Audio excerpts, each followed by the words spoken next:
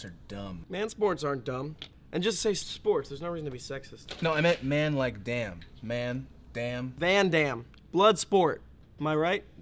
Help me get on the same page as you. If we view sports as theatrical representations of the Freudian psyche, then the minds manifested in sports sweaty cosplay are clearly dumb ones. I no longer want to be on this page with you. You're familiar with Freud's three-part construct of the human psyche, right? If I say yes, is this going to start to feel like an actual conversation? You're boned either way. But that's exactly what Freud would say.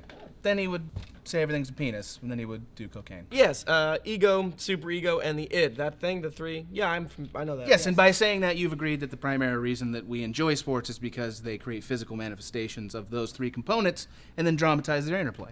No, the actual reason we enjoy sports is because of the hitting and how fast those men are and all the beer that I drink. Okay, but you have to admit there are clear analogs for each of those three components in sports, right? So take the id. That's the subconscious, chaotic part of the mind that demands pleasure. That's the players. They're the aggressive force. They're the unchained animals that push their way past all the other desires and defy the limitations of reality en route to satisfaction.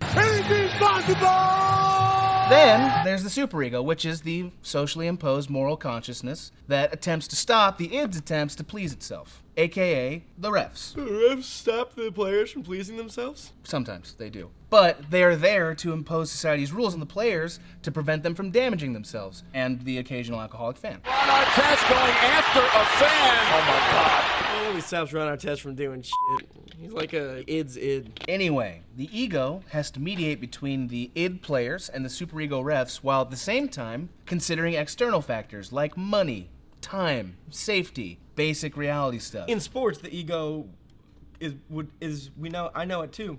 Just tell me what it is. The ego is the commissioner. It's the commissioner's job to determine how to apply the rules or how to level the competitive playing field, basically how much id to let loose. As much as possible? Yeah, but that's why sports are dumb now. Because the commissioners are attempting to constrain the players to safe, predictable performances, which is why they create new restrictions and new safety measures to inhibit the athletic progress we've made. They put a lid on the id, baby! Which in psychological terms represents a subdued, repetitive mind. No genius, no exploration. Just, slam dunks and shit. Just slam dunks? Just slam dunks. So your ideal sport is one where the id breaks free of its superego shackles? Yeah, my brain demands that. That sport exists. That's professional wrestling. Oh, you'd love it. The players hit the refs with chairs all the time. And the refs, they arbitrarily enforce the rules. What other sport does that? Probably other sports that are also not sports. In wrestling, beating on a superego is expected. In the Attitude Era of WWF, reficide was like a weekly occurrence. Wingspan. Oh, God! Good God Almighty! Ow! Plus, in wrestling, they actually dress up their id characters to represent fundamental human desires. Have you seen Val Venus? Hello, ladies. Oh, I forgot his entrance fee was mostly him getting blowjobs. Yeah, contrast that with NBA players who are forced to wear suits and fake glasses to represent the brand. They aren't even allowed to express their individuality. Here's the problem with your theory. In wrestling, the results are fixed.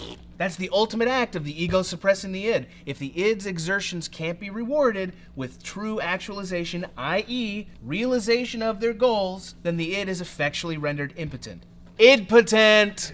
If wrestling is a brain, it's a delusional one. But if the ideal sport is theatrical representation of the Freudian psyche, then wrestling is perfect because it's overtly theater. We all know the matches are rigged. It is about the journey. That's what we're watching. That's what you said we watch sports for. It's not delusional. It's aware. It knows that it's just having fun. Who cares? Shut up. Have fun. Id. What about your ego problem? What about your ego problem, jerk? Well, it's obviously bruised now. The ego in wrestling is Jim Ross, the commentator. He interprets the desires of the id characters. He tells us how to feel about them, which ones to root for. Good God! Good God! That's it, he's dead. He's broken in half. Huh, he does do that. He does. But he doesn't choose between them, which the ego must do. Oh, but he does. Behind the scenes, Jim Ross's role at the WWE is talent development executive. He finds and develops these id characters before they get on TV. He sets the theatrical wheels in motion. But wasn't he fired a bunch of times? And wait, and isn't he in wrestling matches sometimes? How do you feel now? And hasn't he retired from announcing? Yeah, but, you know, wrestling's it's dumb now. Oh. There was a bird in it. Roll sound. Roll cameras. And action. Hey guys, thanks for stopping by. I just want to talk to you about a pretty serious thing. This is cratulator stuff I've been seeing in the comments recently. And that's like pretty 2012. So we're going to go forward in 2013 with a new slogan, Cracked You Doin'. So thanks for stopping by and subscribe. Cracked You Doin'.